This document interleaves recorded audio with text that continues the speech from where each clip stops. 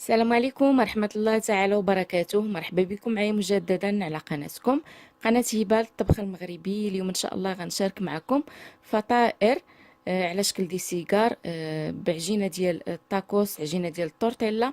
كيجيو صراحة غزالين في المذاق ديالهم بحشوة اللي هي لذيذة. نتمنى ان شاء الله تجربوهم، تحطوهم في المائدة ديال الفطور، كيجيو راقيين. وبلا ما نطول عليكم، الى عجبكم الفيديو ديال اليوم ما تنساوش كيف ما ديما تدعموني بلايك وتعليق ثم بارطاج. ولا كنتم من الناس لاول مره كتزوروا القناه، فضلا ما تنساوش تضغطوا على زر الاشتراك او زر ابوني باش توصلوا دائما بالفيديوهات ديالنا. خليكم معايا للاخر نتعرفوا على المكونات وطريقه التحضير. كأول خطوة غادي نحضروا إن شاء الله الحشوة هي الأولى. عندي هنايا في هذه المقلاة ما يعادل بصلة كبيرة مشلضة، وشحرتها في شوية ديال زيت نباتية، ثم ضفت كمية من الطون أو السمك المعلب، كمية من الزيتون الأخضر مقطع الرونديلات، كمية قليلة من الميس أو الذرة المعلبة،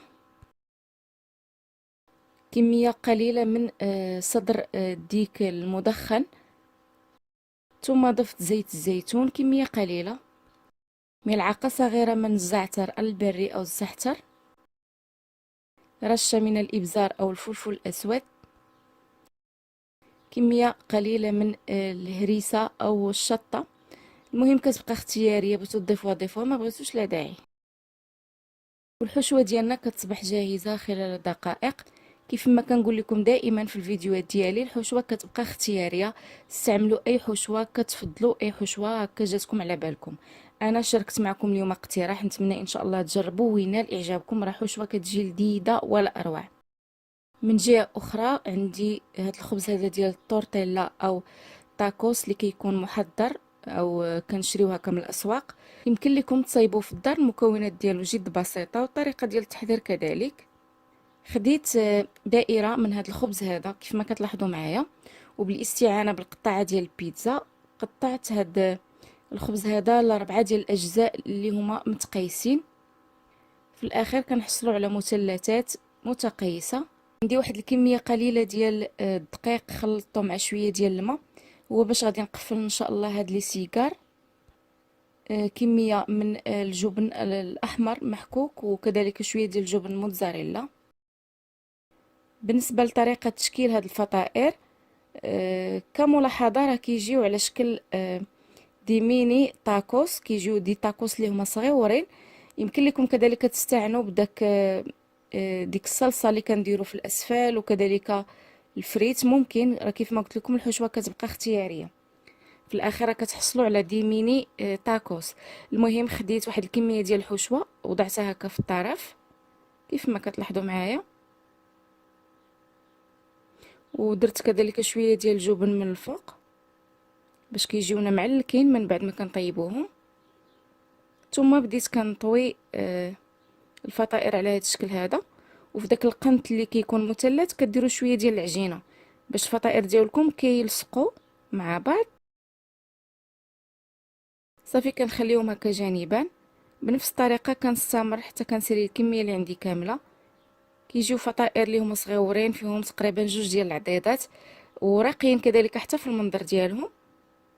ونعاود مرة أخرى، اللي بغى يدير الحشوة ديال التاكوس أو الخاصة بالتاكوس ممكن عوض هاد الحشوة هذه اللي شاركت معكم، يمكن لكم ديروا الحشوة العادية اللي فيها لا داند ولا الكفتة ولا، وكذلك تزيدوا الصلصة الخاصة بالتاكوس، وتزيدوا كذلك الفريت أو البطاطس المقلية. استمريت بنفس الطريقة حتى سريت الكمية اللي عندي كاملة. طريقة الطي طريقة اللي هي جد بسيطة، بحال كنطويو هكا لي سيجار. صراحه هذا الخبز هذا ديال التورتيلا اللي كيكون جاهز كينفعنا بزاف. غير هو كنصيحه، الا بقيتو حتى شريتو هذا الخبز هذا ولا صايبتوه في الدار لما لا، ديما حاولوا تغطيوه ببلاستيك جيدا باش كيبقى رطب وما كيتهرش ليكم فاش كتبداو هكا تصايبوا الفطائر ديالكم. كيبقى صراحه طري وغزال. ويمكن لكم كذلك تحتفظوا به في الثلاجه، غير يكون مغطي مزيان. هذه كملاحظه. من بعد كتجي المرحله ديال الطهي. بالنسبه لي انا غادي نطيبهم في الاله ديال البانيني باش نحصل في الاخر على داك الشكل ديال التاكوس، كيجيو على شكل هكا دي ميني تاكوس. يمكن لكم تطيبوهم في الفران، ويمكن لكم كذلك تطيبوهم في المقلاة، لكم كل حريه في الاختيار.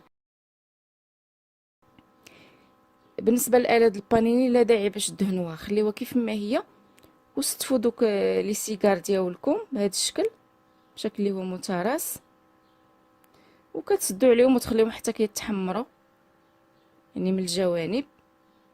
من بعد بديت كنقلبهم على الجهه اللي ما كتكونش محمره، يعني وقفت لي سيجار بهذه الطريقه هذه، ودرت واحد حدا واحد باش كيجيو يعني مزيرين وكيطيبوا لينا من الجوايه اللي مازال ما طابوش منهم.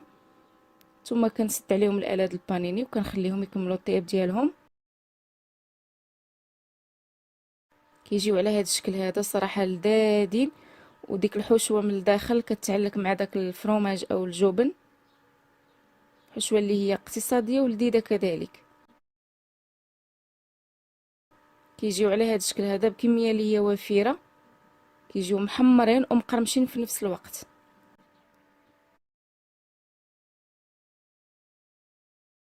وهذا هو الشكل النهائي ديال الفطائر بعجينه تاكوس او ميني تاكوس او فطائر سيجار، سميوهم كيف ما بغيتو. كيجيو على هذا الشكل هذا، هذا هو الداخل ديالهم. نتمنى ان شاء الله ينالوا اعجابكم ورضاكم وتجربوهم في القريب، تحطوهم في المائده ديال الفطور، كيجيو بشكل اللي هو راقي وكذلك اقتصاديين.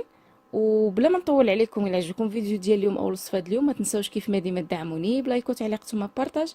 ولا كنتم الناس اللي اول مره كتزوروا القناه، فضلا ما تنساوش تضغطوا على زر الاشتراك او زر ابوني باش توصلوا دائما بالفيديوهات ديالنا. وبلا ما نطول عليكم، لكم مني كل الشكر والتقدير، والى الملتقى باذن الله. نهاركم مبروك.